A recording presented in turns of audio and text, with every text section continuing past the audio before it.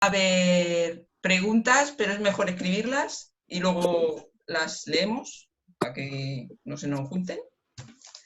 Se va a grabar, por si alguno no quiere que se grabe vuestra belleza natural, pues que apague la cámara. ¿Y qué más, jefe? Yo creo que ya, ¿no? Está dadas las instrucciones, es que las he apuntado, pero no me acuerdo dónde. Empieza a hablar Carlos y luego yo, porque me corto. ¡Ay, mira, más gente! Buenas. ¿Me oyes? Hola. Hola. Hola, hola. No sé si se ha unido más gente. No, somos los 22, vale. Vale. Bueno, entonces vamos a silenciar micrófonos. ¿Quién tiene el poder de silenciar micrófonos? Paula, ¿verdad? Paula es la reina de la sala.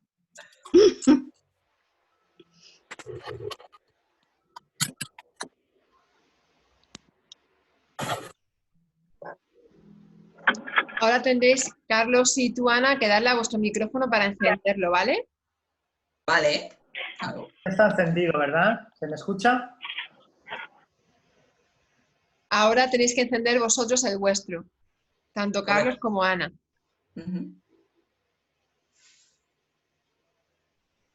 Ah, ya está grabando. Ahora Carlos tendrá que encender el suyo cuando Sí, pero se aclare ahí. enciéndelo, ¿no? Por si tiene algo que decir. Vale, Andrés, no pasa nada.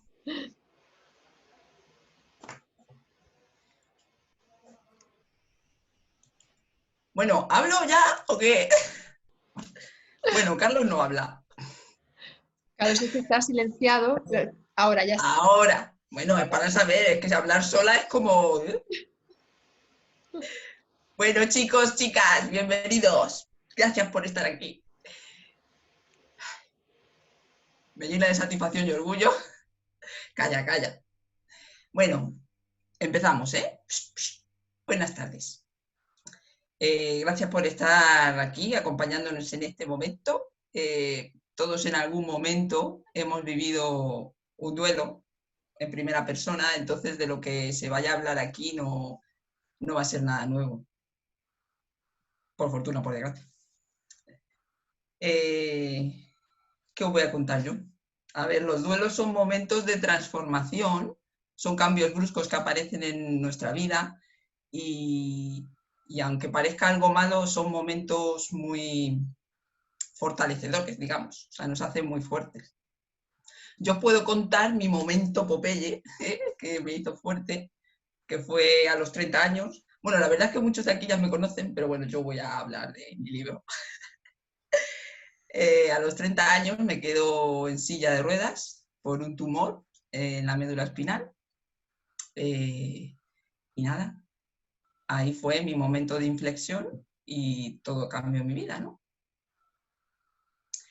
Estuve 9 meses en el Hospital Nacional de Parapléjicos haciendo rehabilitación, intentando recuperar, además de las 8 horas diarias durante 9 meses de rehabilitación en el hospital. Yo estaba haciendo otras cosas de pensamiento positivo, programación mental, homeopatía, acupuntura, todo probaba, porque yo digo, yo ando, yo de aquí salgo caminando, pero así que no caminé. De momento no caminé. Nada, pues después de 9 meses en el hospital, me vuelvo para Madrid y no solo con eso, pues me pillé oferta de duelos. Me pillé un 3x1.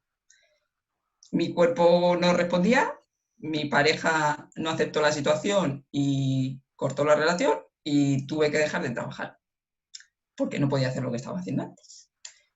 Entonces, pues con la mitad de mi cuerpo, una mitad muerta y la otra mitad viva, la mitad viva que incluía la cabeza, dijo, a ver, ¿qué hacemos con esta situación? ¿No?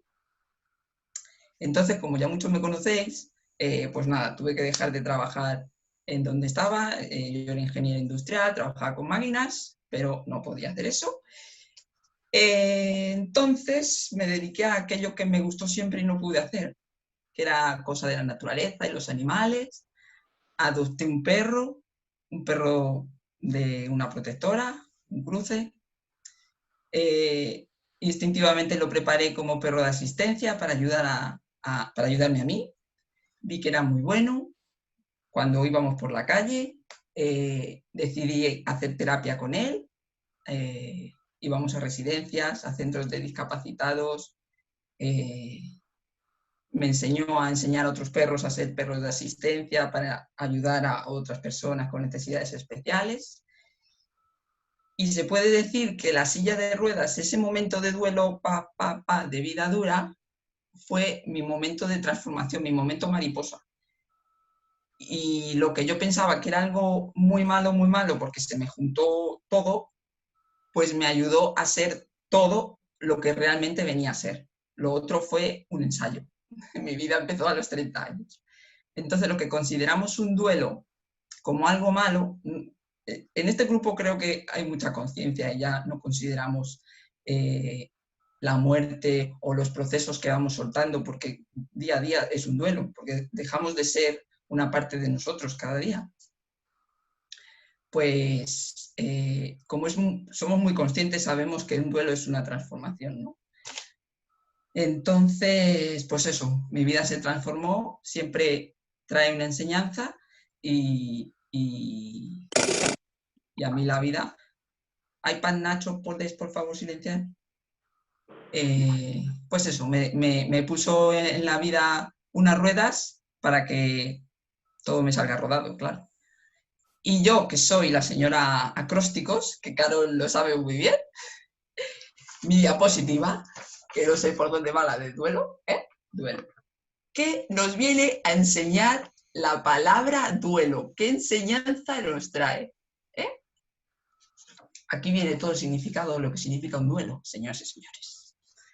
La D, que no sé si es esta o esta, porque depende de cómo lo veáis, lo he puesto especular. La D viene de desafío. La vida nos pone un desafío frente de nosotros para saber qué hacer con ese vacío que perdemos. En vez de enfocarnos en lo que perdemos, podemos darnos cuenta en lo que ganamos.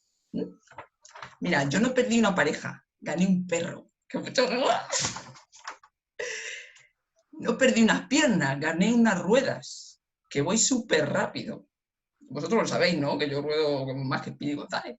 Y no perdí un trabajo, gané miles y miles de sonrisas, ¿sí?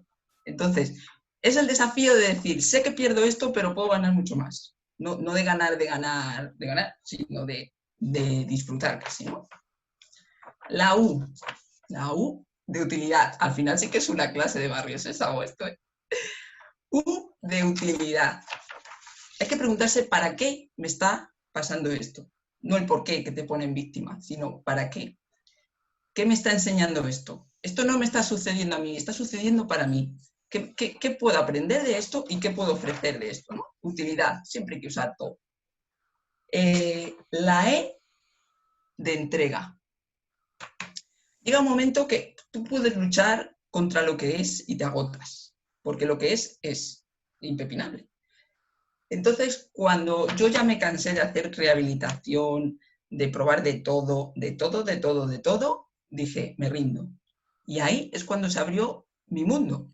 Ahí es cuando yo conecté realmente con lo que soy y cuando pude ser lo que era, o sea, lo que yo quería, lo que yo vine a ser, ¿no? Antes era pues una ingeniera que iba a trabajar de tanto y no vivía, era un autómata como muchos, ¿no? Hasta que les da un golpecillo, una colleja a la vida. A mí me la dio triple mortal porque si no, no me enteraba, pero me enteré. Entrega, hay que rendirse a lo que es y abrirse a lo que viene, que es mucho mejor aunque no lo parezca. La L que era llorar, liberar, porque hay que expresar lo que sentimos, porque dolor hay, o sea, no podemos negar lo que hay y hay que expresarlo, hay que llorar, no hay que guardarlo. Es que es normal, o sea, no podemos estar siempre arriba de la montaña rusa. O sea, esto es un parque de atracciones, sube y baja. Cuando estamos abajo, pues hay que llorar. Cuando toca reír, pues toca reír. Hay que expresarlo. Y la O de orar. orar, meditar, conectar con aquello que te haga recordar quién eres. O sea, conectarte contigo, buscar tu herramienta, aquello que te haga encontrar el sentido a lo que estás viviendo. Cuando conectas con eso, le encuentras sentido y entonces se libera el sufrimiento. Y esto es lo que nos enseña la palabra duelo. Y ya está. Ahora el maestro nos va a contar los procesos, herramientas y todo lo que nos viene a enseñar. Muchas gracias por venir. Bueno, buenas tardes. ¿Se me escucha bien? Uh-huh. ¿Sí? Uy, no. Me quito el audio. Has aparecido tú. Bueno, tampoco tenemos excesivo tiempo, entonces, si veis que me enrollo mucho, también me podéis decir por el chat que me estoy enrollando mucho, aunque voy a intentar que no sea así. Bueno, yo más que nada lo que voy a hacer es hacernos una composición del lugar, una parte un poco técnica de lo que son los duelos, de lo que son las pérdidas, qué tipos de duelos y pérdidas tenemos, qué fases hay en la mayoría de los duelos, qué viene a enseñarnos y desde qué puntos de vista nos lo podemos tomar, ¿no? Os voy a aconsejar una película, lo primero, que a mí en su día me gustó bastante, que se llama El fin es mi principio, que bueno, pues trata de los últimos momentos de la vida de un filósofo que había hecho muchas cosas en la vida, ¿no? Y ya pues cuando él sabe que se va a morir, él es escritor, ¿no? Y su último libro se lo escribe su hijo. Y bueno, pues van hablando de sus vivencias, de las cagadas que ha tenido en su vida, que no fueron pocas, de todo lo que le llevó a ese momento y bueno, de cómo se prepara conscientemente para hacer ese tránsito.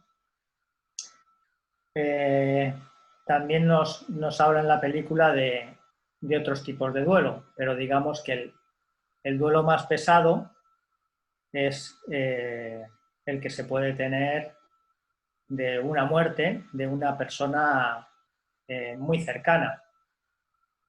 Normalmente el duelo de una muerte de una persona que tenemos muy cerca es el mayor de los maestros, ¿no? Nunca nos enseñan, no nos enseñan ni que vamos a perder cosas en la vida, que es algo que se debería empezar a enseñar desde pequeñito, ni mucho menos que el propio proceso de la vida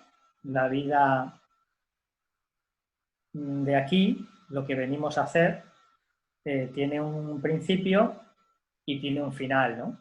Que ya vamos a hablar también, como ha dicho Ana, y como dice el título de esta película, que siempre un fin es un comienzo. Si nos damos cuenta, no nos acostumbran tampoco a la incertidumbre. Sin embargo, la incertidumbre es lo que invita a que evolucionemos, tanto personalmente como en cualquier ámbito de la vida, incluso en el económico. O sea, todo lo que no tiene un corte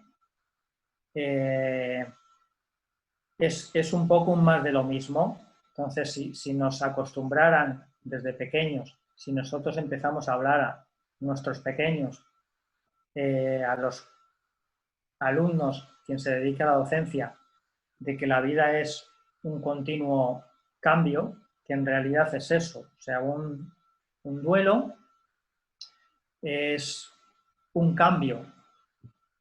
La emoción de la tristeza tiene que ver con esto, ¿no? La emoción de la tristeza tiene que ver con una pérdida, un cambio, algo que va a cambiar. Como de siempre nos han acostumbrado, nos han hecho ver que los cambios no son positivos, tomamos cualquier tipo de pérdida de una manera conflictiva, siempre desde el conflicto. Como bien dijo antes Ana, la mayoría de las veces es en realidad una invitación a un medrar, a otra cosa que no tenía espacio porque había otra anterior. Si nos tomamos las pérdidas y los duelos desde ese punto de vista, es mucho más fácil porque el conflicto prácticamente deja de existir. Si nos damos cuenta, si uno hace repaso de todo lo que ha ido aconteciendo en nuestra vida, desde el minuto 1 estamos teniendo pérdidas continuas, desde pequeños hasta mayores. No hay conciencia y no somos conscientes de esto hasta que no nos llegan unas edades en las que uno le empieza a dar vueltas.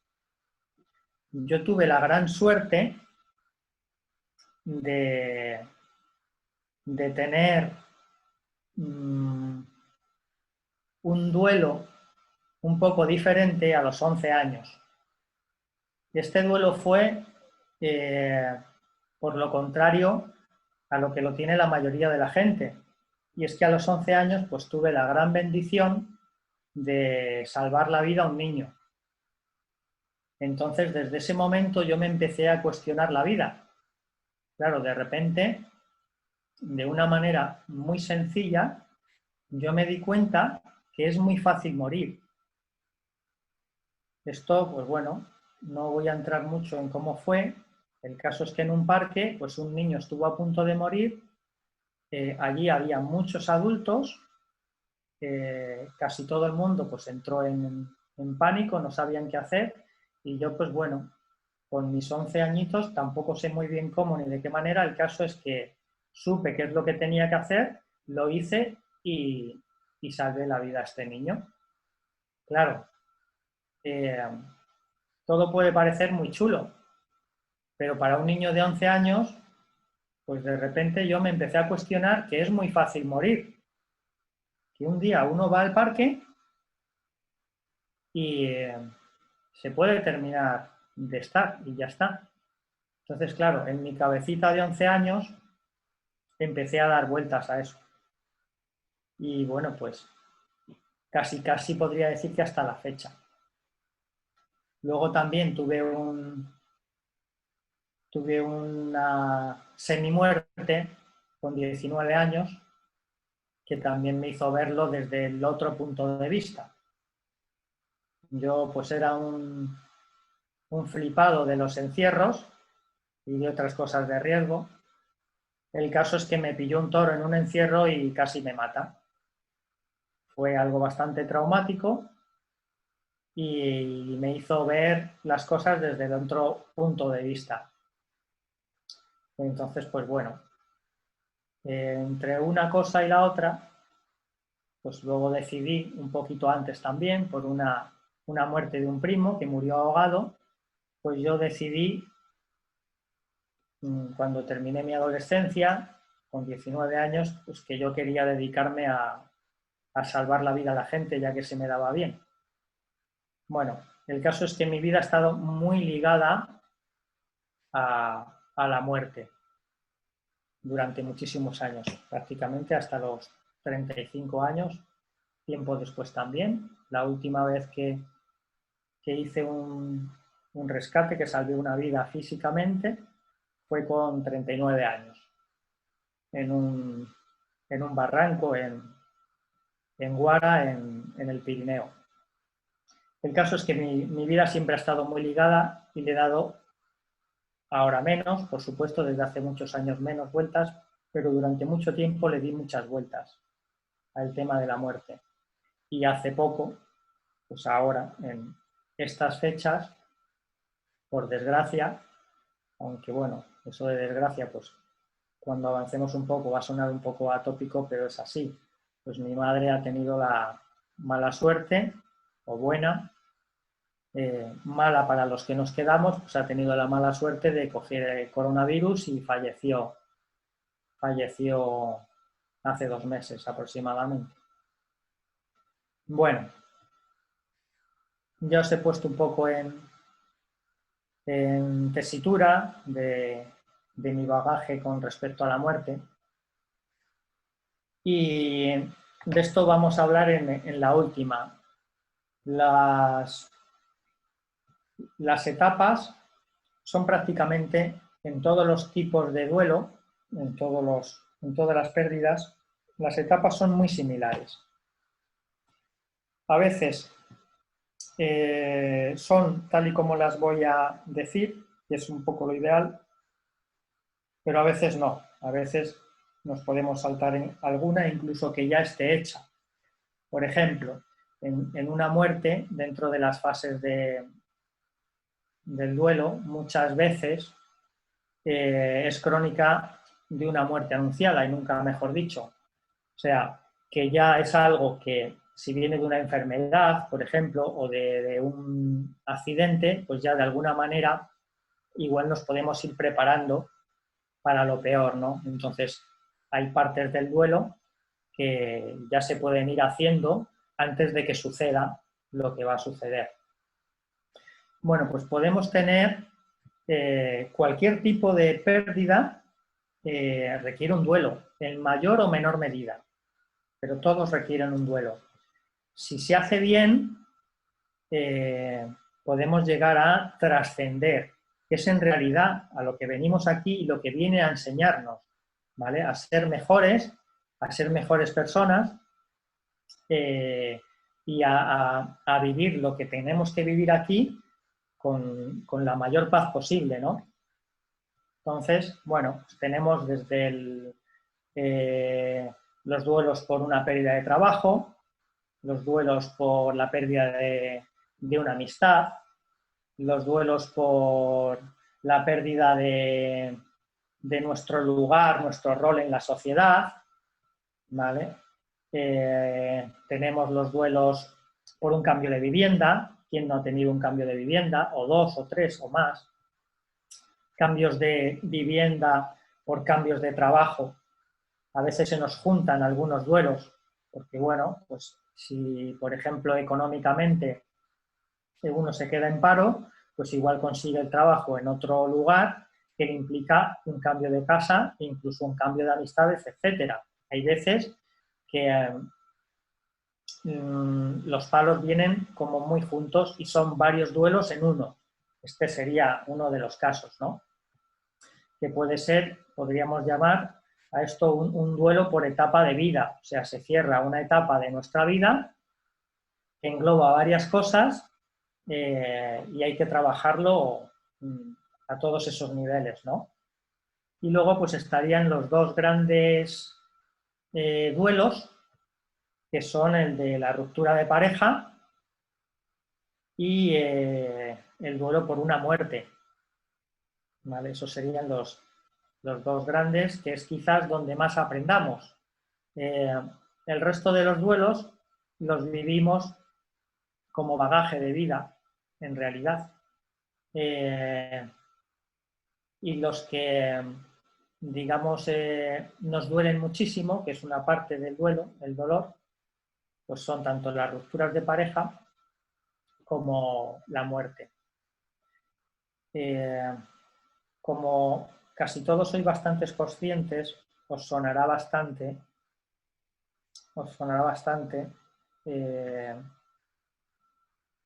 la noche oscura del alma, ¿no? La noche oscura del alma, que le puso el nombre un contemporáneo, amigo de Teresa de Ávila.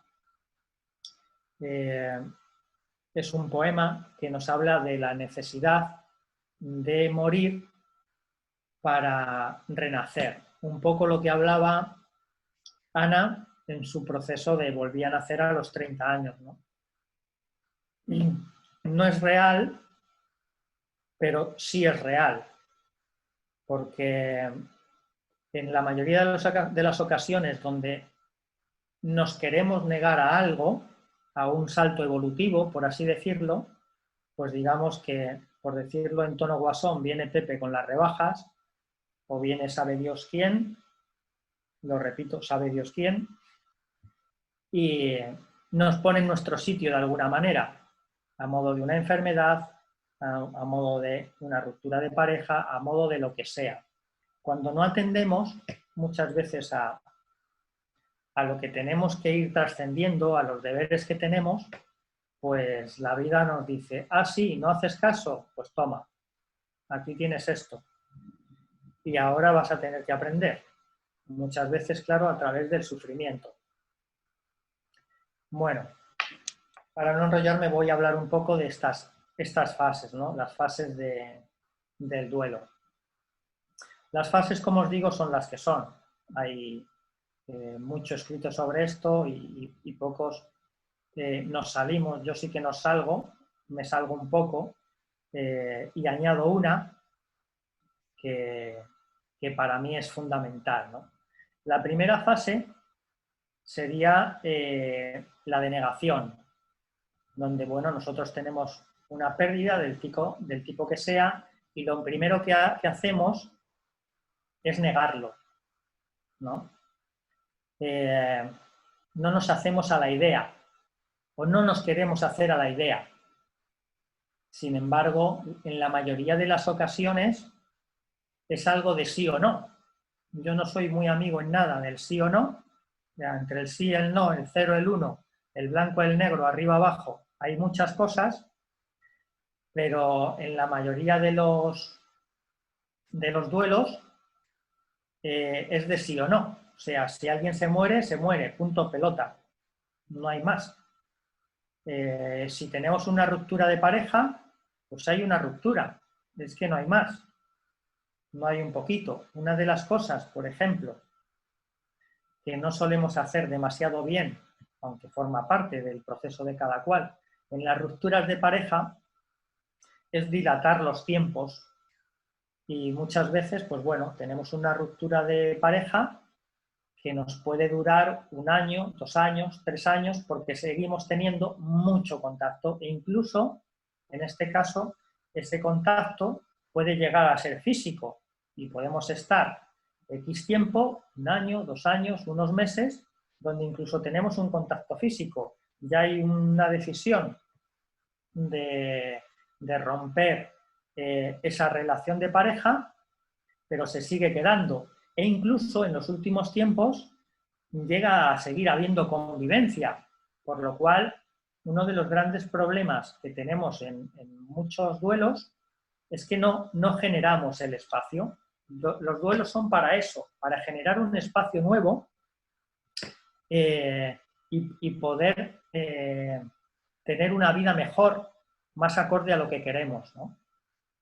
Cuando nos negamos y hacemos este tipo de cosas, no generamos ese espacio. En pareja esto se ve mucho, porque si no generamos el espacio no nos va a venir, si nos ha de venir, esa persona que realmente puede ser con la que yo me realice, ¿vale? En esa faceta. Bueno,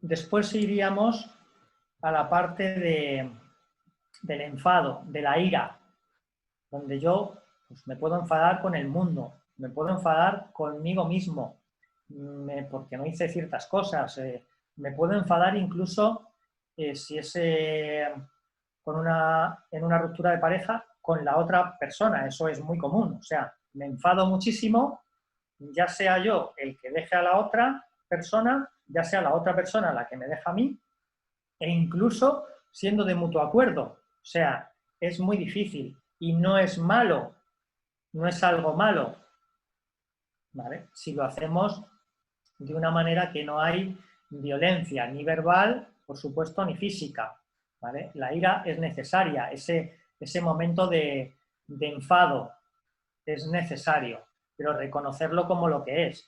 O sea, es algo que, digamos, no manejábamos y pues llega, hay un día que llega, como cualquier cambio, sobre todo si es brusco, pues hay una parte de enfado, de ira, donde hay un cabreo. Todas las fases, como os comento, son necesarias en mayor o en menor medida y en función de nuestro bagaje y cómo estemos y evolucionemos, pues será mayor o será peor, tanto en tiempo como en cantidad, ¿vale? Luego tenemos una tercera fase, que sería la fase de negociación, ¿vale? Donde, bueno, pues en esta fase de negociación, digamos que nosotros negociamos con nosotros mismos. O sea, esa negociación tiene que ver con nosotros. Donde, bueno, pues le damos vueltas a si yo hubiera, por ejemplo, pues si es una ruptura de pareja, pues si yo hubiera hecho esto o no hubiera hecho lo otro, empiezo a buscarme excusas. Si es, por ejemplo, una muerte que es muy dura, una muerte donde tenemos un accidente, imaginaros si yo soy el que conduzco, ¿vale? Y muere alguien, y más imaginaros si es un familiar o si es un hijo, imaginaros lo tremendo que tiene que ser. Bueno, pues evidentemente en esta fase de negociación sería súper dura y súper larga, donde uno tiene que hablar consigo mismo y negociar consigo mismo para no tener otro duelo, e incluso donde si es muy tremendo, en esta negociación uno puede llegar al suicidio. Y ya pues aquí hago un pequeño tip, no sé si sabéis, supongo que la mayoría sí. En España hay un porcentaje bastante alto, cada año sube bastante y seguirá subiendo. Ahora mismo estadísticamente, hay 4.000 suicidios al año en España. Evidentemente, cuando una persona se suicida es porque no está haciendo un duelo bien. A veces hay una parte también que es física, ¿vale? Incluso que es antropológica, pero en la mayoría de las ocasiones cuando una persona se suicida es porque no se está encajando, porque no se está haciendo bien un duelo, ¿vale? Yo me acuerdo mucho de esto, de un artista que a mí pues me gustaba, iba a decir me gustaba, no, me sigue gustando mucho, que es Antonio Flores, si os acordáis, pues su madre, que era una mujer muy fuerte, muy potente, muy matriarcal, o sea que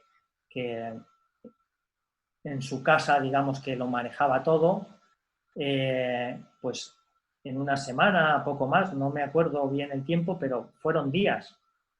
Falleció su madre y él al poquito tiempo, no se dice que fuera suicidio, pero seguramente pues sí que lo fue.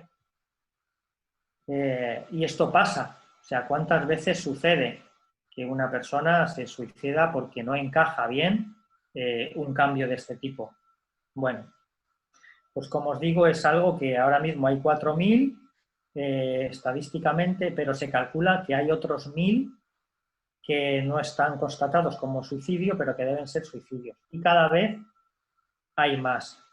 Os comento esto porque es interesante que tomemos conciencia y si vemos alguna persona alrededor que está en esta tesitura, pues hacer algo, ¿vale? Porque aquí quien puede hacer algo somos los que estamos cerca y luego también que no se identifica, pues muchas veces cuando, sobre todo la gente mayor, cuando va al médico, los médicos de atención primaria no tienen por protocolo identificar estas cosas, que sería un buen sitio, ¿no? Hay cada vez más gente depresiva, muchísima gente, mucha gente.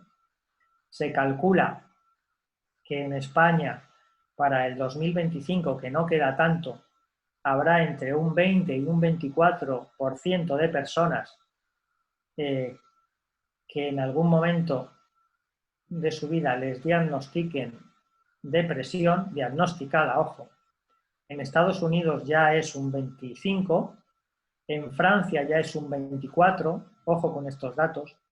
Aquí tenemos una cosa muy buena, tanto en esto como en los duelos en sí, y es que tenemos amigos, ¿vale? Quien ha viajado un poco, espero que todos, y que podamos seguir viajando, os habréis dado cuenta que como España no hay ningún sitio en esto. O sea, esta es la realidad. Si nos vamos a Estados Unidos, sin ir más lejos, la gente no tiene amigos. Amigos de verdad, como tenemos aquí en España, no hay. En América Latina sí, si de México para abajo sí los hay, pero no tan a piña como aquí. Aquí sí tenemos amigos. Y eso es genial para los duelos, porque una de las partes de los duelos es el pedir ayuda, cosa que nos cuesta horrores pedir ayuda, y luego ese compartir, ¿vale? Las penas con alegría, con vino dicen que también, ¿vale? Pues son menos penas. Y aquí en España sí que tenemos eso. Y otra cosa muy importante es que tenemos sol, ¿vale? Entonces, de cara a cualquier tipo de duelo, parece que no, pero esto, el tiempo y el buen tiempo que tenemos aquí en general, es algo muy bueno. Y es algo muy bueno en cualquier tipo de duelo, utilizar la naturaleza, tanto ir al monte como simplemente salir a pasear al campo, estar con animales, que no deja de ser algo dentro de la naturaleza, ir al mar, quien puede ir al mar, es donde más iones negativos hay, es primero cerca del mar, por lo que se provoca entre el airecito y el movimiento de las olas, sobre todo en primera línea, y luego donde hay naturaleza y donde hay sobre todo árboles, porque el roce de las hojas hace que también haya carga de iones negativos, ¿vale? Que son los buenos para nosotros. Bueno, la siguiente parte, que nos cuesta horrores entender y también es muy necesaria, es el dolor en sí mismo. O sea, ese dolor, ese aprisionamiento del corazón, como que se nos encoge, ¿vale?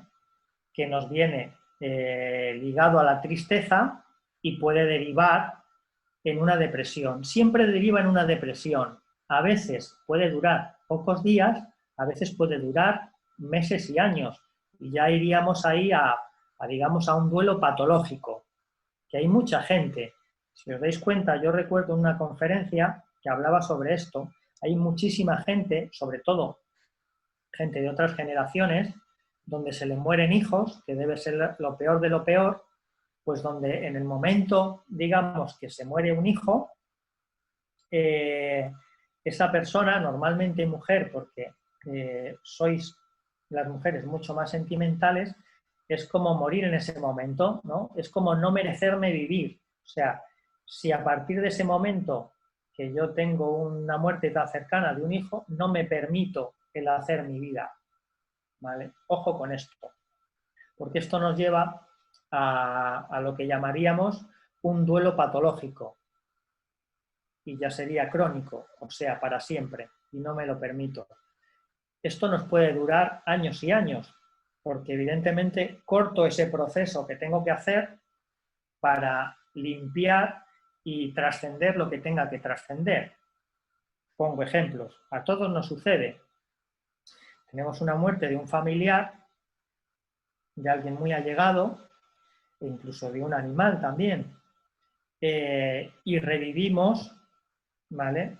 Revivimos en todo momento, todos los días nos traemos el pasado a el momento presente y con este momento presente yo tengo que hacer futuro.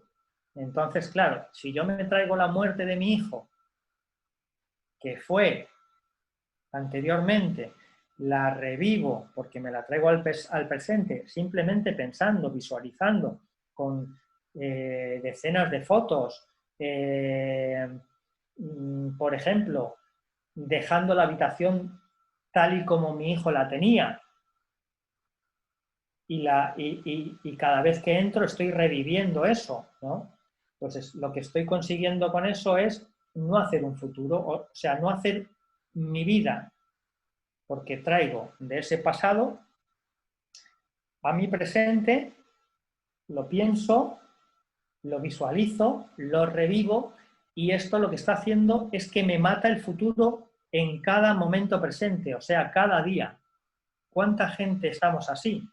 Eso pueden ser 40 años, pueden ser 3 meses o 6 meses. También nos pasa con cualquier duelo, con el de ruptura de pareja, por ejemplo.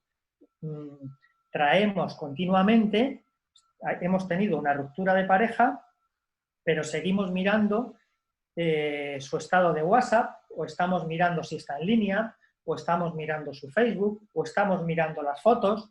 ¿Qué sucede? Que esto pues nos puede hacer lo mismo. O sea, yo pienso, lo visualizo, lo revivo y no puedo generar el espacio, ¿vale?, para un medrar, para otra cosa, porque estoy matando en todo momento el futuro. Estoy dejando de crear, estoy dejando de crearme a mí mismo, ¿vale? Estoy utilizando el pasado como un lastre en todo momento, cuando en realidad, si quiero vivir, si quiero hacer algo novedoso, si quiero llegar a cumplir algún tipo de sueños que no tenga cumplidos, que son la mayoría, ¿vale?, no puedo tener incertidumbre siquiera, porque no soy lo suficientemente valiente como para dejar lo que he pasado, ¿vale? No hay evolución posible cuando estoy matando ese futuro, porque estoy trayendo en cada momento ese pasado a mi momento presente, ¿vale? Bueno, eso en muchísimas ocasiones nos lleva a esa depresión. Cuando conseguimos hacer este corte, podemos empezar a hacer un presente diferente que evidentemente nos va a deparar un futuro diferente. Y ese futuro puede ser cargado de oportunidades si estoy limpiando e incluso estoy aprendiendo a utilizar lo que ha ido pasando atrás como bagaje y como ladrillos, ¿vale?, para construir lo que yo quiera construir. Evidentemente, cuanto más bagaje tenga yo, más cosas me hayan pasado, más cosas haya trascendido, mejor futuro podré tener. Porque digamos que estoy entendiendo la vida en sí misma. Y la vida, como hemos dicho al principio, es duelo continuamente. Es todo el rato cambio, es todo el rato perder. Y es un generar espacios. Vale. Cuando esto ya está hecho, llegaríamos a lo que la mayoría dicen como última parte, que es la aceptación. Cuando yo he aceptado ya esta pérdida, digamos que el duelo ya estaría hecho y completo. Cuando he hecho todo el protocolo, lo he trabajado bien, llega un momento que ya acepto esta nueva situación, acepto esta ruptura, acepto esta muerte de esta persona, acepto un cambio de trabajo, acepto lo que sea. Bien. Y yo voy a añadir una última, que seguramente todos también la meteríais, que para mí es imprescindible, que es el agradecimiento. E incluso cuando es algo muy, muy negativo. Es muy difícil, muy difícil llegar a agradecer pues que una persona ha fallecido, por ejemplo, ¿no? Eso ya sería el no va más. Ya nos cuento si es una muerte en la que yo estoy involucrado de alguna manera y ya nos cuento si es una muerte de una persona muy cercana de una manera violenta, como puede ser, por ejemplo, pues las víctimas del terrorismo. Pero si ellos lo consiguen, que lo consiguen cuando lo trabajan, ¿vale?, ¿no lo vamos a conseguir los demás? Pues claro que sí, claro que lo conseguimos. Pero requiere conciencia, entendimiento y saber que hay que trascender.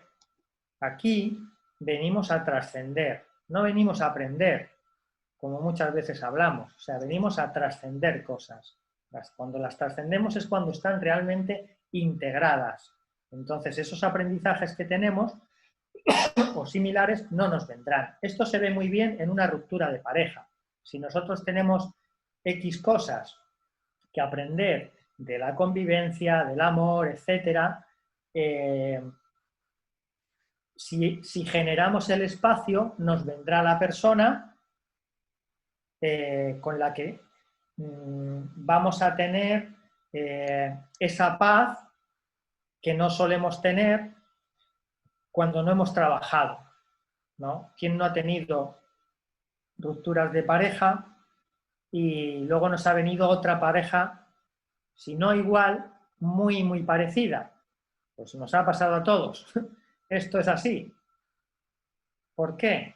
Bueno, porque no hemos aprendido lo que teníamos que aprender, ¿vale? Porque tenemos unos programas determinados, unos patrones que en la mayoría de las ocasiones pues nos vienen de nuestros ancestros, nos vienen incluso de cómo nos han criado, nos vienen de repetir patrones de nuestros padres, etcétera, y nosotros seguimos en ese más de lo mismo.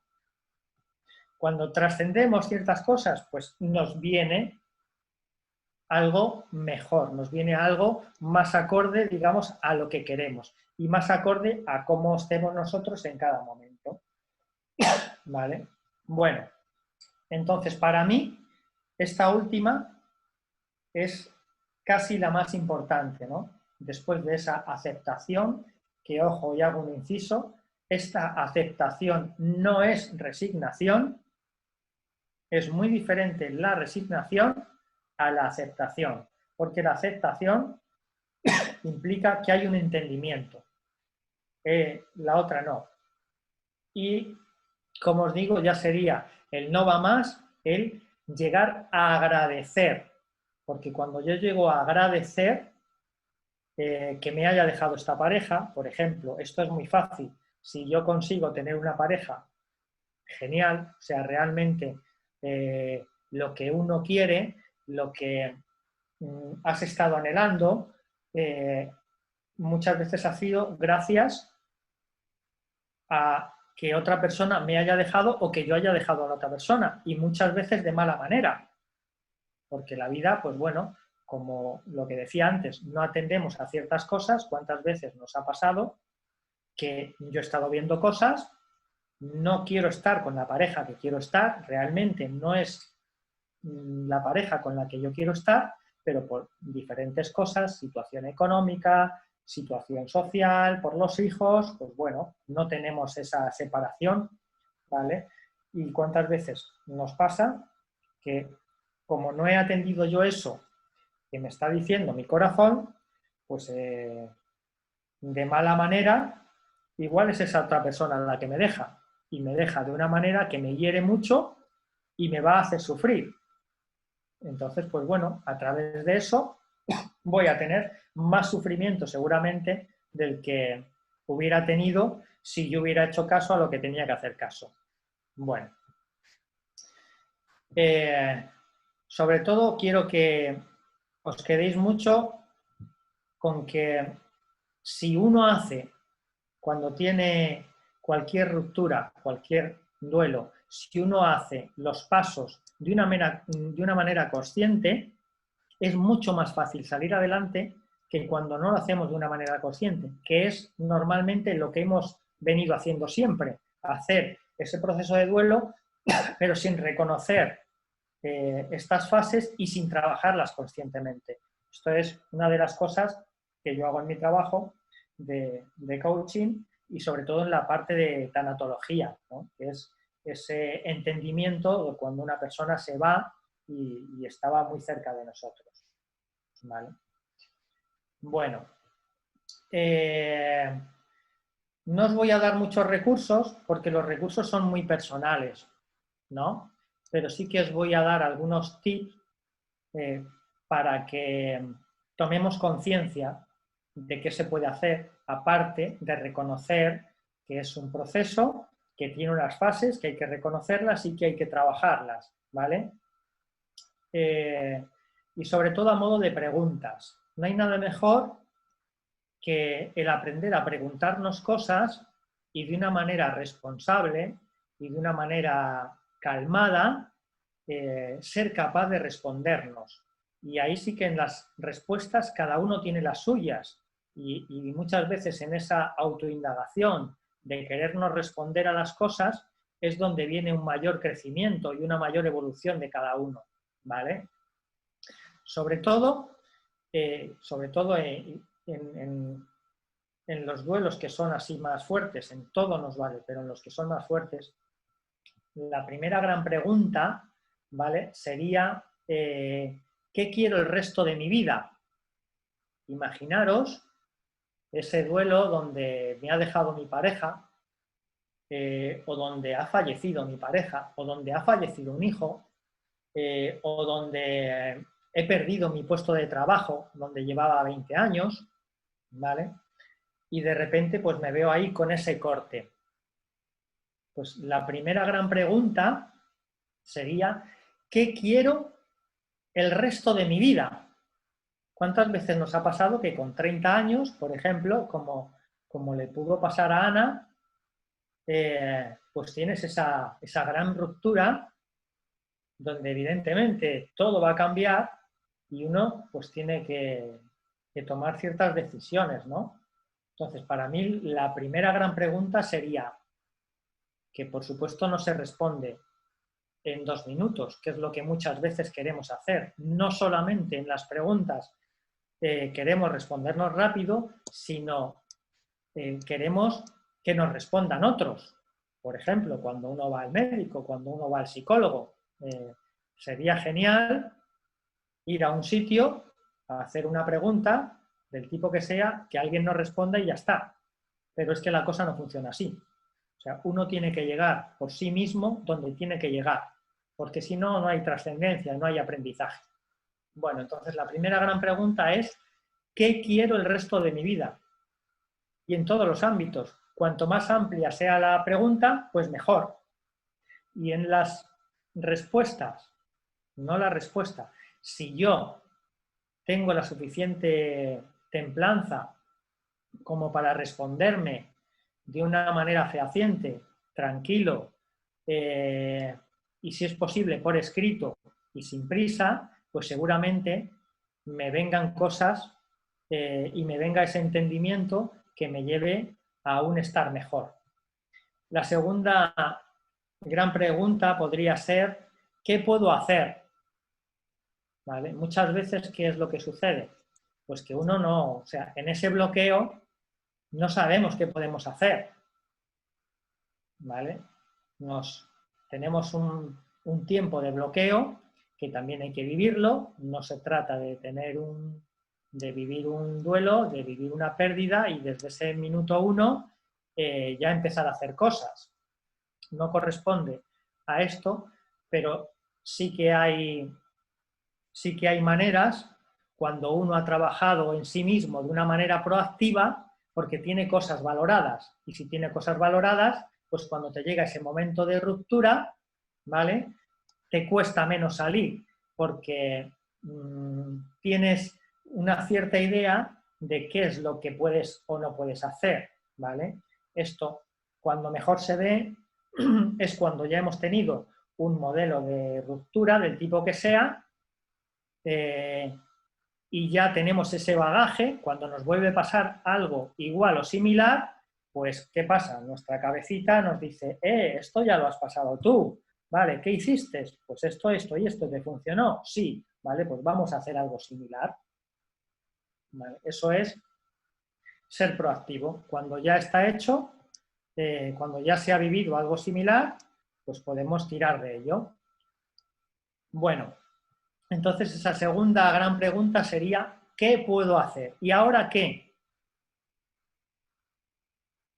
Pierdo la pareja, se me muere un hijo, ¿y ahora qué? ¿Qué es lo que quiero hacer el resto de mi vida? ¿Y qué puedo hacer? ¿Vale? La tercera La tercera pregunta que yo metería es, ¿qué recursos tengo?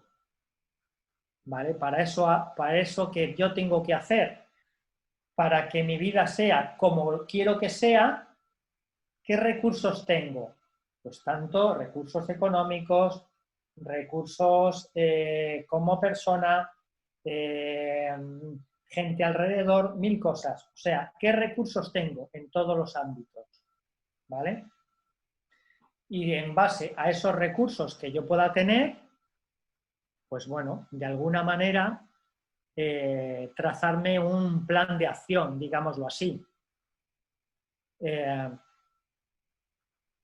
Lo siguiente que yo haría, ya fuera de las preguntas, de esas 3 preguntas, sería pedir ayuda. Esto nos cuesta horrores a casi todos, ¿vale? Pero cuando una persona está mal, siempre hay gente dispuesta a ayudarte en todos los ámbitos, desde lo económico hasta lo emocional. Nos cuesta mucho, pero si os dais cuenta, no me enrollo mucho y esto lo voy a decir en poquito tiempo, si cogemos a varias personas, a todos los que estamos aquí, y nos preguntamos cuánto estamos dispuestos a ayudar a la gente y sobre todo a la gente que queremos. Si nos hacen esa pregunta a todos, todos diríamos, del 1 al 10, por ejemplo, pues diríamos, ¿cuánto estoy dispuesto a ayudar? Casi todos diríamos, entre un 8 y un 10. Esto es así. ¿Eso qué quiere decir? Que los demás están dispuestos a ayudarnos un 8 o un 10. Esto es real. Sin embargo, no estamos acostumbrados a pedir ayuda. Si también hacemos la pregunta a lo mismo, nos hacemos la pregunta a nosotros de cuánto estamos dispuestos a que nos ayuden y a pedir ayuda, esto ya bajaría mucho. O sea, los que tenemos un poquito de bagaje, a lo mejor un poco más, pero la mayoría de la gente, sobre todo en un principio, si ponemos también del 0 al 10, pues casi todo el mundo se quedaría por debajo del 5 en el pedir ayuda. Esto es real. Y sin embargo, fijaros cómo es esto. O sea, si me pregunto cuánto estoy dispuesto a ayudar, todo el mundo decimos que un montón. ¿Cuánto estoy dispuesto a dejarme ayudar o a pedir ayuda? Muy poquito. Por lo cual, hay una descompensación muy grande. ¿Vale? Y tenemos que aprovechar esto también. Esta predisposición de la gente a ayudarnos. En este país, vuelvo a repetir, en España, esto está genial. En otros sitios no. O sea, si nos vamos a sitios del norte de Europa, si nos vamos a Estados Unidos, si nos vamos a sitios de otras culturas, eso de la ayuda no se lleva, no está de moda. Aquí sí. Vale. Y luego, aparte de ese pedir ayuda, que por supuestísimo, no por venderme, pues también estamos profesionales que nos dedicamos a esto, ¿vale? También la última parte que yo metería es hacerme de alguna manera una composición del lugar de cómo ha sido mi vida, incluso por escrito, ¿vale? Donde, bueno, de alguna manera vea mi pasado, pero sobre todo me centre en el presente, donde, bueno, pues yo puedo coger desde una cartulina enorme hasta un simple folio, como quiera cada uno, o un papel, donde yo pueda escribir mi realidad, de mi momento presente, de lo que estoy viviendo en mi momento presente, de lo que tengo en mi momento presente, ¿vale? A todos los niveles, con respecto al duelo, ¿vale? Pero también en general, ¿vale? Pues en qué momento estoy. Estoy en un momento en el que, pues bueno, me he quedado sin trabajo, o me he quedado sin pareja, tengo 2 hijos,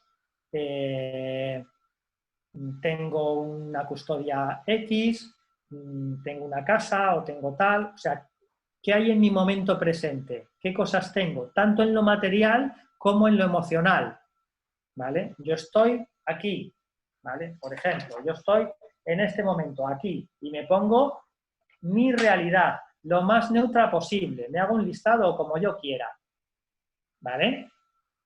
Y me pongo también en el otro lado cómo quiero estar, tanto en cómo quiero sentirme como si me da la gana, ¿por qué no?, en cómo quiero estar económicamente, cómo quiero estar materialmente, ¿vale? Y teniendo claridad de una manera neutra, observando la realidad, si yo me pongo en un cómo estoy aquí en este momento y cómo quiero estar, tomo conciencia, ¿vale?, de que, como todo en la vida, aquí hay un camino. Entonces, lo que tengo que ver es qué camino, qué tengo que hacer en ese camino, ¿vale?, para estar donde quiero estar si estoy en otro lugar y me siento de otra manera. O sea, ¿qué tengo que hacer? Si estoy en un lugar y quiero estar en otro, ¿qué tengo que hacer entre medias?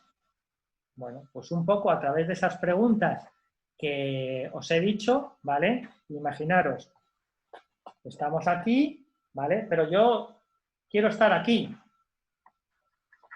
¿vale? Y aquí, ¿qué es lo que tengo? Pues he perdido el trabajo, ¿vale? ¿Y era el trabajo que yo quería? Pues no. ¿Y qué trabajo quiero ahora? Pues pongo aquí. Ah, pues yo es que quiero ser médico. Bien, pues si aquí estaba trabajando de camarero, esto es un ejemplo real de alguien que conozco. Si yo aquí estaba trabajando de camarero, ¿vale?, y aquí quiero trabajar de médico y resulta que tengo 25 años, coño, pues tengo que hacer cosas, ¿no? Pues de momento, ¿qué tengo que hacer? Matricularme en la universidad, pero como no me daba la nota, pues tengo que estudiar y presentarme otra vez a selectividad. Pues ya.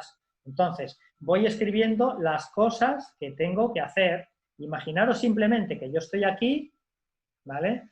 Me deja mi pareja con 30 años y mi gran ilusión era tener familia. Pues estoy aquí jodido y quiero estar aquí con familia. Pues evidentemente, entre medias, tengo que hacer cosas. Tengo que encontrar otra pareja que sea la buena, si es posible. Se tiene que quedar embarazada. Para eso, pues tengo que tener recursos económicos, etcétera, etcétera. O sea, ¿qué tengo que hacer desde aquí hasta aquí? Y eso nos vale en todo, ¿vale? En ese qué puedo hacer, qué recursos tengo, y los recursos que no tenga, evidentemente, pues tengo que buscarlos. Porque si quiero ser médico, pero no tengo la carrera, difícilmente voy a llegar, ¿no? Pues todo eso que tengo que ir haciendo, ni más ni más menos. Y dentro de ese proceso también puedo ir pidiendo ayuda e incluso variando. En este proceso puedo tener variaciones, porque antes las cosas eran de una manera y luego eran de otras. Y yo quería llegar aquí, ¿vale? Y entre medias esto ha cambiado. Bueno, pues permitirme también, permitirme el poder cambiar, porque cuando las circunstancias cambian, yo me tengo que permitir el que yo pueda también cambiar mis criterios y cambiar mis ideas, ¿vale? Bueno, y como no quiero extenderme más, ¿vale?, que ya llevamos 1 horita, vamos a pasar, si os parece, a las preguntas, que dentro de las preguntas, bueno, si alguien quiere también exponer algo o hablar de algo, pues se le abre el micro y puede hablar. Las preguntas, si os parece, las escribís, ¿vale?, y las ponéis en mayúscula, y si alguien pues quiere hablar sobre cualquier cosa o prefiere de voz, pues se le abre el micro y ya está, ¿vale? Pues bueno, ahí lo tenéis. ¿Preguntas? Pues muchas gracias. Bueno, Fernando preguntó una cosa que creo que luego se la respondí yo, porque era todo el proceso de duelo. Que para trascenderlo al final hay que aceptar y agradecer lo vivido. Para trascender. Y luego Enrique comenta que el proceso dependerá del apego que la persona tiene a esa situación o lo que sea, y el por qué nunca será correcto, sino que el para qué. Que con ayuda se trasciende en un corto o medio plazo, viendo que la vida es mucho más extraordinaria que quedarse en dicha pérdida. Muy bien, Enrique, muy bien. Y yo, antes de las preguntas, pues he hecho otra diapositiva súper guay con todas las enseñanzas que nos ha comentado Carlos, que mira, la última fase que dice gracias, Es la mejor. ¿qué nos trae la palabra gracias? Pues lo que nos enseña, no sé qué lado es el vuestro, bueno, el duelo, cuando agradeces, nos trae la G de grandeza, nos trae R de resistencia y resiliencia, nos trae A de amigos, que es lo mejor, la C de conexión con la naturaleza, cuando vamos al mar, las playas, los perros, los gatos. La I de la inmensidad de tu poder, que no lo sabías hasta que te demuestra que la vida es más que lo que tú creías. La A de más amigos, que son súper importantes. Y la S de serenidad y la paz que consigues después de todo el proceso. Y pum. Ya está. Gracias. Ahora preguntas. ¿Cómo os reís? ¡Qué cabritos sois, eh!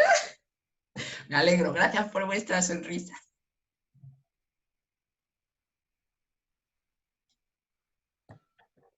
Bueno, escuché en parte porque yo estuve medio trabajando y saliendo y entrando, pero escuché las principales.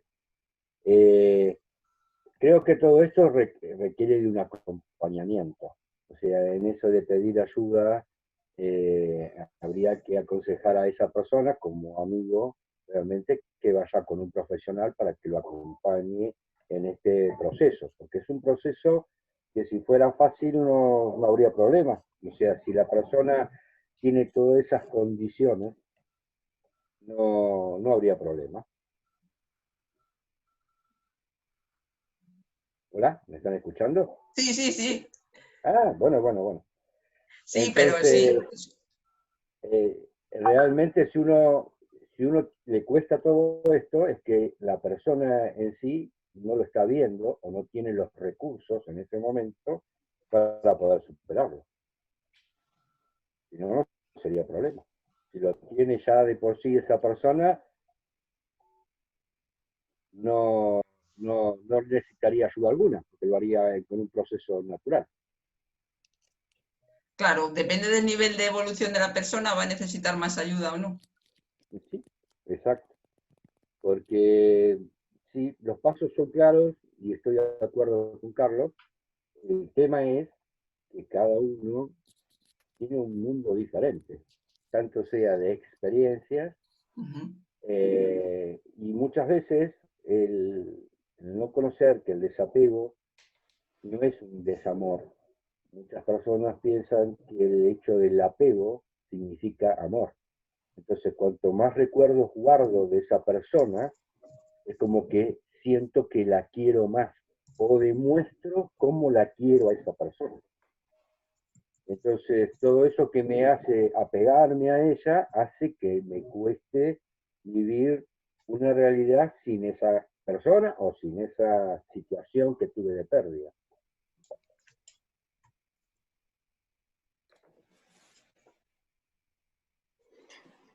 Así es que claro, desde pequeños, si os dais cuenta, nos hacen ver que cualquier pérdida es negativa. Y claro, esto lleva intrínseco el apego. O sea, el gran problema es el apego y el gran trabajo es el desapego. O sea, de hecho, es que la vida es un desapego continuo. Cuanto más apegados estamos a las cosas, cuanto más lo confundimos, como bien dice, cuanto más confundimos el apego con el amor, que nada tiene que ver, más sufrimos porque menor entendimiento hay. Tan sencillo como eso. Muy bien, muy buena aportación.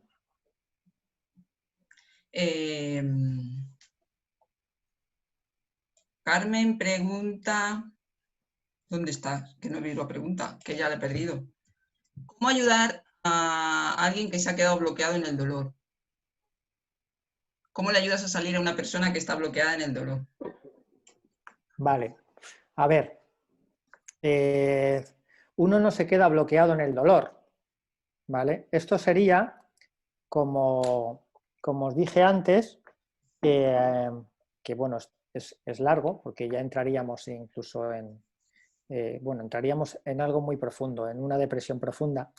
No es quedarnos en el dolor, ¿vale? Es quedarnos en un no entender la vida,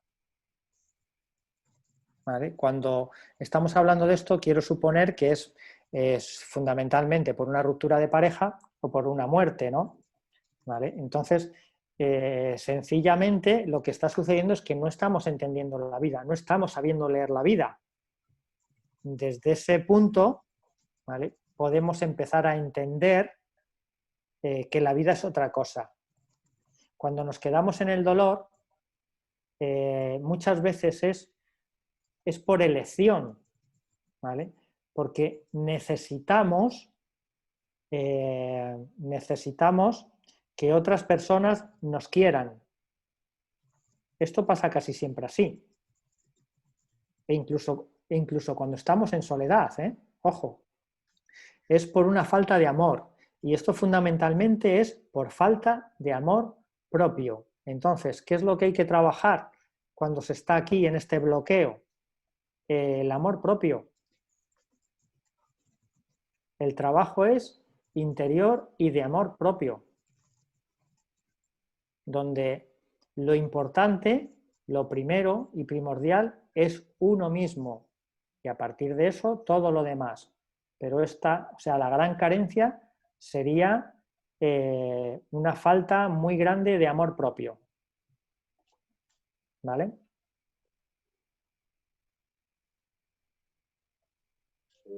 Permiso, ¿puedo hablar?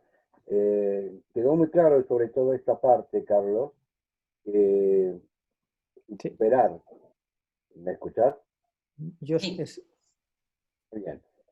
Quedó claro, Carlos, por lo menos para mí, que superar esto o cualquier otra cosa en la vida, la receta es amor propio, trabajar el desapego y trabajar más que nada el sentimiento de yo soy suficiente. Yo soy suficiente para mí mismo y trabajar desde ese lugar, porque creo que el problema está de la necesidad de sentir amor, sentir que el otro está para nosotros, es esa falencia de no sentirnos capaces. Y creo que hay que reforzar eso, pero digamos que eso es algo que tendríamos que estar reforzando ya en el niño. Correcto. Para que, digamos, salga una persona sana como para poder afrontar el mundo. Porque uno, como padres, muchas veces, en el afán de querer proteger al niño, evitamos que pasen algunas facetas de superación lógicas de la vida para que no sufra. Y lo que estamos en realidad haciendo es capacitando al niño a ser un incapaz a afrontar por sí mismo la vida. Ahora, la realidad es que uno ve que la mayoría de las personas ese trabajo profundo no lo está haciendo, porque no te lo enseñan ni en la familia, no te lo enseñan en el colegio, y lo tenés que aprender vos a los golpes con la vida. Claro, bien. Es así, como bien dices, aparte la mayoría de nuestros patrones y programas, aparte de los que ya vienen, en el ADN, están en la maduración del cerebro, ¿no? O sea, el cerebro tiene etapas donde prácticamente el 80% se ha conformado con los 6 años. Entonces, por sensaciones y por conductas que vemos de nuestros padres, del orden social, etcétera, todo esto donde se labra es en los primeros 6-7 años de vida. Y luego vamos reanqueando el resto de la vida. Cuando se hace un trabajo consciente, pues se van trascendiendo muchas de estas cosas. Si no se hace un trabajo consciente, pues todo es a base de palos. Y muy cierto que una de las cosas que hacemos muy mal es que no dejamos en este desarrollo de los niños a que manejen sus cosas, a que manejen su frustración, a que manejen sus pequeños duelos, sus pequeñas pérdidas, sus conflictos, porque claro, como nosotros lo hemos pasado de una u otra manera en su día, pues queremos evitar que esos aprendizajes que nosotros aprendimos de una manera, nuestros hijos lo aprendan a base, digamos, de palos, ¿no? Entonces, nuestra tendencia natural de protección es no dejarles que pasen por esas mierdas que nosotros pasamos. Por lo cual, lo que estamos haciendo de una manera egoísta, sin darnos cuenta, es que no hagan sus procesos y que no tengan la vida que tienen que tener. Una vida, pues, donde ellos puedan elegir y puedan desarrollarse en todos los ámbitos de la vida de la manera que ellos tengan que hacerlo para trascender esos aprendizajes que tengan marcados o que quieran realizar. Así es. Gracias, Fernando y Carlos. Lorena comenta que cuando pierdes a un familiar no cree que sea cuestión de amor propio. A ver, es cuestión de amor propio prácticamente todo. O sea, no es cuestión de quererme yo mucho, evidentemente, para salir adelante de la muerte de un familiar. No, o sea, no se trata de eso y ya está, no. Pero sí se trata de ese entendimiento, ¿vale? El amor propio aquí sería la primera de las preguntas. ¿Qué quiero hacer yo el resto de mi vida? Ahí sí tiene que ver el amor propio. Es que una muerte, en una muerte física, realmente es, entre comillas, lo más fácil. Quiero decir, hay una muerte, hay un corte, punto pelota. Ahí sí que lo voy a decir bien claro. No puedo hacer nada. O sea, cero patatero. En otros duelos a lo mejor sí puedo hacer alguna otra cosa.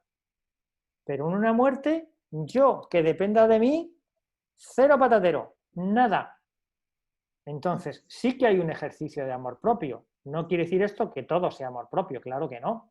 Pero en la primera de las preguntas, o sea, ¿qué quiero el resto de mi vida? Sí que atiende a, bueno, dependiendo de cómo me comunique yo conmigo, de cómo me quiera a mí mismo, ¿vale? Pues podré tener la vida que quiera o no podré tener la vida que quiera. Ahora, si me quiero refugiar ahí en el dolor y no sentir que merezco otra vida o que merezco la vida que quiero, pues ahí entonces, claro, sí me voy a quedar enganchado y me quedaré en el dolor y la tristeza y una depresión profunda para siempre. Sí que tiene que ver mucho el amor propio en todo. Siempre. Cuanto más calidad en el amor propio, no más cantidad, sino más calidad, ¿vale? También teniendo claro que hay una línea a veces muy fina entre lo que es el egoísmo, el ego, y el amor propio. Ojo con esto, ¿vale? Pero sí que es fundamental el amor propio también cuando es una muerte. ¿Tenemos alguna más? ¿O vamos cortando?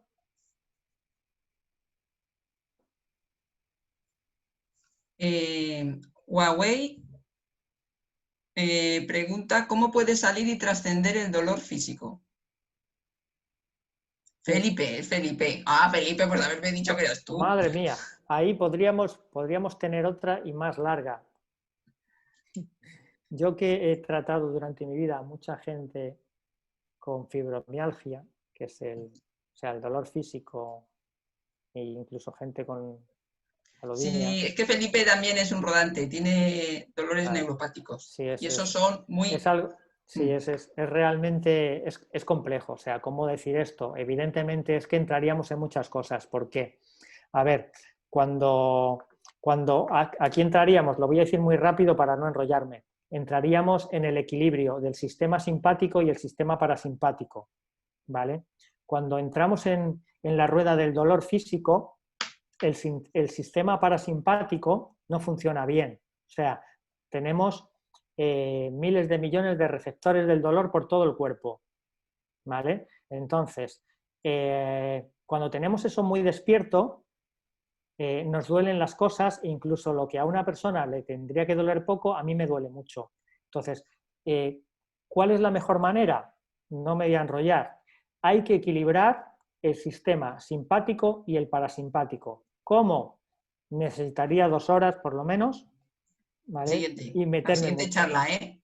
¿vale? Pero es el equilibrio entre el sistema simpático y el parasimpático, el que me avisa de algo y para eso me duele, ¿vale? Y el parasimpático es el que tiene que enviar químicamente algo para que me deje de doler. Si esto no funciona bien, no está en equilibrio, me va a seguir doliendo, ¿vale? Y luego también volvemos a lo de antes, hay cosas muy específicas, muy particulares de cada persona, que ya pues tendríamos que entrar en una parte física, ¿vale? Y bueno, pues en función de cada persona, trabajarlo tanto médicamente y químicamente una parte, como emocionalmente otra parte, claro. Claro, lo que pasa que es que las lesiones medulares es todo un mundo y Sí, es cuando te tremendo. pilla el nervio en el nervio, ni con... Así Sí. que, Felipe, hay que aprender a convivir con ello, hacerte amigo y busca aquello que te entretenga tanto que te olvides de que tienes medio cuerpo que te duele y el otro que va para Cuenca. Así que... Bueno, la alimentación, tampoco voy a entrar mucho, tiene también bastante que ver en esto, ¿eh? O sea, una buena alimentación, que tampoco en esas 2 horas podríamos hablar de esto, una buena alimentación, por supuesto, bastante alcalina, que también nos equilibra el sistema simpático y el parasimpático, ayuda mucho en el dolor, mucho más de lo que pensamos. Sí, todo suma. Bueno, pues yo saco mi otra diapositiva. No, la segunda diapositiva es gracias, agradecida y pues nada, emocionada. muchísimas gracias. Solamente puedo decir gracias por venir. Abrimos los micros. Bueno, pues muchas gracias a todos. Paula, o todos, abrimos los micros. Gracias por venir. Gracias. Gracias, chicos. Gracias a todos. Que yo invito. Venga, cada uno a su cocina, que yo invito. Muy interesante la charla. Muchas gracias a todos. Muchas Está muy bien, gracias. me ha gustado mucho. Gracias. Gracias, chicos. Gracias. Muchas gracias por la charla. Nosotros. Hasta luego. Chao, chao.